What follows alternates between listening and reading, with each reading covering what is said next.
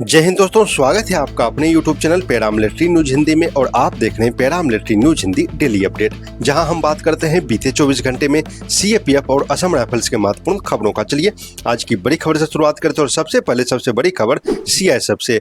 केंद्र सरकार की ओर से विशाखापत्तनम स्टील प्लांट यानी RINL से CISF की तैनाती पूरी तरह वापस लेने की प्रक्रिया शुरू करने की खबर सामने आई है। जानकारी के मुताबिक गृह मंत्रालय की मंजूरी के बाद CISF महानिदेशालय की ओर से निर्देश जारी किए गए हैं। इस वापसी में कुल 1329 स्वीकृत पद प्रभावित होंगे। इनमें 1033 पद सिक्योरिटी विंग और 298 पद फायर विंग के बताए जा रहे हैं। निर्देश में CISF एक्ट की धारा 14(2) का हवाला देते हुए 3 महीने का नोटिस पीरियड रखा गया है और 17 नवंबर 2026 तक बल की वापसी पूरी करने की समय सीमा बताई गई है। साथ ही प्लांट मैनेजमेंट से CISF के सभी लंबित वित्तीय बकाये की वसूली करने और इसके साथ नो ड्यूज सर्टिफिकेट तथा कंप्लायंस रिपोर्ट भेजने के निर्देश भी बताए गए हैं। हालांकि यह एक महत्वपूर्ण बात यह है कि इस आदेश की डिजिटल कॉपी प्रसारित होने के बावजूद RINL के एक वरिष्ठ अधिकारी के अनुसार कॉरपोरेट कार्यालय को अभी तक इसकी हार्ड कॉपी प्राप्त नहीं हुई थी। यानी इस खबर का असर सीधे तौर पर CISF की तैनाती, स्वीकृत पदों और प्लांट की सुरक्षा व्यवस्था पर पड़ सकता है। अब दूसरी बड़ी खबर BSF से आ रही है। भारत पाकिस्तान अंतर्राष्ट्रीय सीमा से लगे पंजाब क्षेत्र में नशे और हथियारों की तस्करी को रोकने के लिए सेना, BSF और पंजाब पुलिस के अधिकारियों के बीच चर्चा हुई। बैठक में सीमा पार से होने वाले ड्रग्स और हथियारों की तस्करी को रोकने के लिए सुरक्षा एजेंसियों के बीच बेहतर समन्वय, निगरानी और संयुक्त कार्रवाई जैसे मुद्दों पर चर्चा किए जाने की जानकारी सामने आई है। सीमा सुरक्षा के साथ साथ ड्रोन और तस्करी के नए तरीकों पर नजर रखना भी सुरक्षा एजेंसियों के लिए बड़ी चुनौती बनी हुई है। अब बात करते हैं CISF की K9 हीरो की। CISF ने जबलपुर एयरपोर्ट की सुरक्षा व्यवस्था को और मजबूत करने के लिए 4 नए प्रशिक्षित K9 डॉग्स को सुरक्षा टीम में शामिल किया है। इसके नाम है वीर, मैक्स, सिम्बा और जैक। चारों लेब्राडोर के नस्ल के हैं। 21 अगस्त 2026 को CISF यूनिट ASG जबलपुर में इनका औपचारिक इंडक्शन किया गया। इन K9 डॉग्स ने रांची स्थित डॉग ट्रेनिंग स्कूल से विशेष प्रशिक्षण पूरा किया है और इसके बाद एयरपोर्ट फैमिलाइजेशन भी कराया गया। अब ये K9 टीमें एयरपोर्ट पर संदिग्ध वस्तुओं की पहचान, डिटेक्शन कैपेबिलिटी को मजबूत करने और संभावित सुरक्षा खतरों की रोकथाम में CISF की मदद करेगी। अब एक बेहद चौंकाने वाली और दुखद खबर राजस्थान से है। चित्तौड़गढ़ के रावतभाटा स्थित न्यूक्लियर पावर प्लांट में CISF के एक जवान की गोली लगने से मौत हो गई। मृतक जवान की पहचान 25 वर्षीय परमीर सरकार के रूप में बताई गई है, जो पश्चिम बंगाल के रहने वाले थे। जानकारी के अनुसार शनिवार सुबह करीब 4:30 बजे रिएक्टर बिल्डिंग के बाहर सुरक्षा ड्यूटी के दौरान उनकी सर्विस राइफल से गोली चली और जवान गंभीर रूप से घायल हो गए। गोली सीने के पार निकल गई। फायरिंग की आवाज सुनकर मौके पर मौजूद कर्मचारियों में अफरा तफरी मच गई। जवान को तत्काल अस्पताल ले जाया गया, लेकिन उनकी मौत हो गई। बताया गया कि परमीर सरकार वर्ष 2025 बैच में CISF में भर्ती हुए थे और करीब 6 महीने पहले ही रावतभाटा में उनकी पोस्टिंग हुई थी।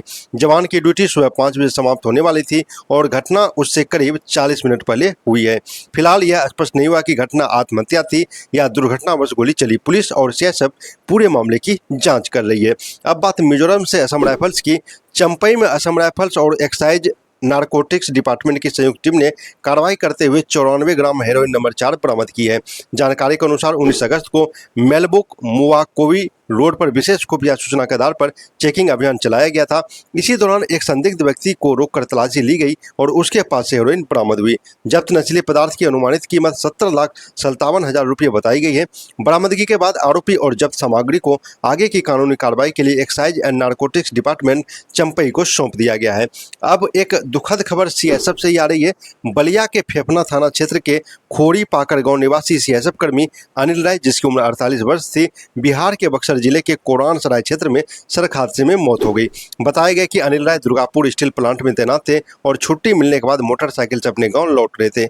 इसी दौरान उनकी मोटरसाइकिल की एक डंपर से टक्कर हो गई। हादसा इतना भीषण था कि उनके मौके पर ही मौत हो गई। अनिल राय अपने पीछे पत्नी सीमा राय, बेटे हर्षित और बेटी अपूर्वा को छोड़ गए हैं। घटना की सूचना मिलते ही गांव में शोक की लहर दौड़ गई। CISF और पुलिस अधिकारियों की मौजूदगी में जवान को अंतिम सलामी दी गई। एक और दुखद खबर CRPF से निकलकर आ रही है। बलिया के सिकंदरपुर क्षेत्र के किशोर चेतन गांव निवासी CRPF जवान मदन राम का दिल्ली स्थित CRPF अस्पताल में इलाज के दौरान निधन हो गया। जानकारी के मुताबिक वह लंबे समय से बीमारी से जूझ रहे थे। शुक्रवार सुबह करीब 4 बजे उन्होंने अंतिम सांस ली। उनका पार्थिव शरीर विमान के जरिए दिल्ली से वाराणसी लाया गया, जिसके बाद सीआरपीएफ के करीब 15 जवानों की टुकड़ी पार्थिव शरीर को लेकर उनके गांव पहुंची। गांव पहुंचते ही बड़ी संख्या में लोग अंतिम दर्शन के लिए पहुंचे। ग्रामीणों ने भारत माता की जय और मदन राम अमर रहे के नारे लगाकर श्रद्धांजलि दी। इसके बाद घाघरा नदी के किनारे कटोरा में पूरे सम्मान के साथ उनका अंतिम संस्कार किया गया। मदन राम अपने पीछे 3 बेटियों और 2 बेटे छोड़ गए हैं। तीनों बेटियों की शादी हो चुकी है, जबकि दोनों बेटे अभी अविवाहित है। और अब आज की आखिरी खबर सीएसएफ खिलाड़ियों की ताइक्वांडो टीम से आ रही है। सीएसएफ के खिलाड़ियों ने 5th इंडियन ताइक्वांडो कोहरांगी नेशनल चैंपियनशिप 2026-27 में शानदार प्रदर्शन करते हुए कुल 5 पदक अपने नाम किए।